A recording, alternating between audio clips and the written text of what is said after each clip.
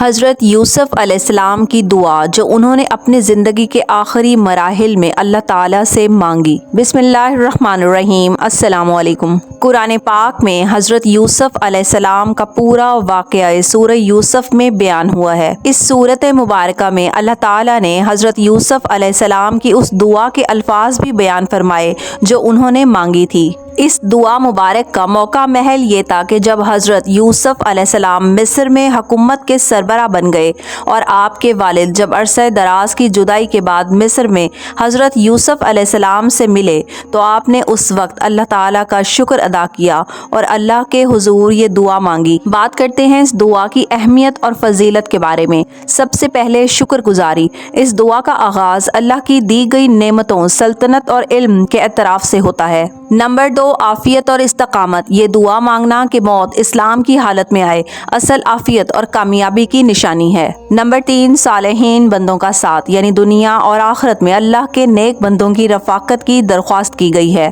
اس دعا کے پڑھنے سے کیا ہوتا ہے؟ سب سے پہلے خاتمہ بالخیر، یعنی انسان کا خاتمہ خیر سے ہوتا ہے، بھلائی پر ہوتا ہے اور حق پر ہوتا ہے۔ ہر مومن انسان کی یہ خواہش ہوتی ہے کہ اس کا انجام اچھا ہو، اس کا خاتمہ بالخیر ہو۔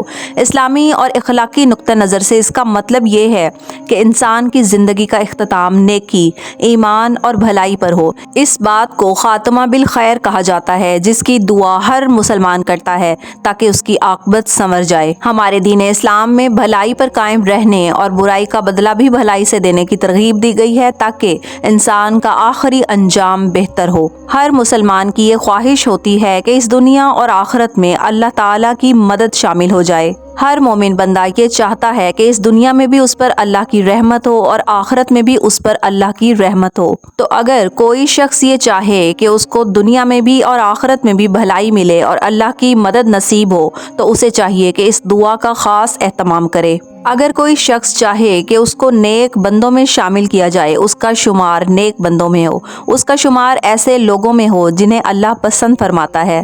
نیک لوگوں میں شمار ہونا یعنی صالحین کی فہرست میں شامل ہونا، یہ ایک سچے مومن کی خواہش ہوتی ہے۔ ہر انسان کی، ہر مسلمان مومن کی یہ خواہش ہوتی ہے کہ اس کو اللہ کی رضا حاصل ہو۔ اللہ کی رضا اور اس کی قربت حاصل کرنا اس کا مقصد ہوتا ہے اور اسی بات کی وجہ سے انسان کو آخرت کی کامیابی بھی نصیب ہو جاتی ہے۔ اس کا سب سے بڑا مقصد یہ ہوتا ہے کہ مرنے کے بعد جنت میں اسے خاص لوگوں کے ساتھ شامل کیا جاتا ہے، یعنی صالحین کے ساتھ۔ نیک ہونے کا مطلب صرف عبادت نہیں بلکہ اپنے اخلاق اور کردار سے لوگوں کو فائدہ پہنچانا ہے جس سے دلوں کو سکون حاصل ہوتا ہے۔ اور مومن کی حقیقی پہچان کے بارے میں بتایا گیا ہے کہ اللہ کے نزدیک عزت کا معیار صرف تقوی پر ہے۔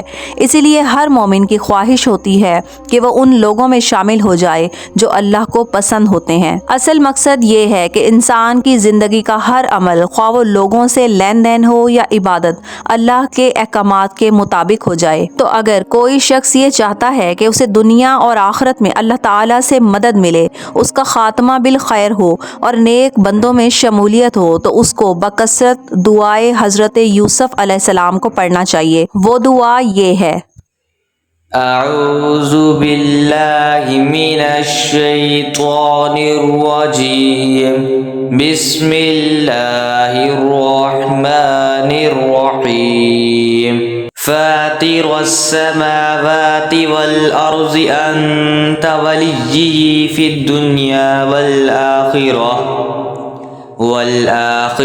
توفني مسلما وألحقني بالصالحين۔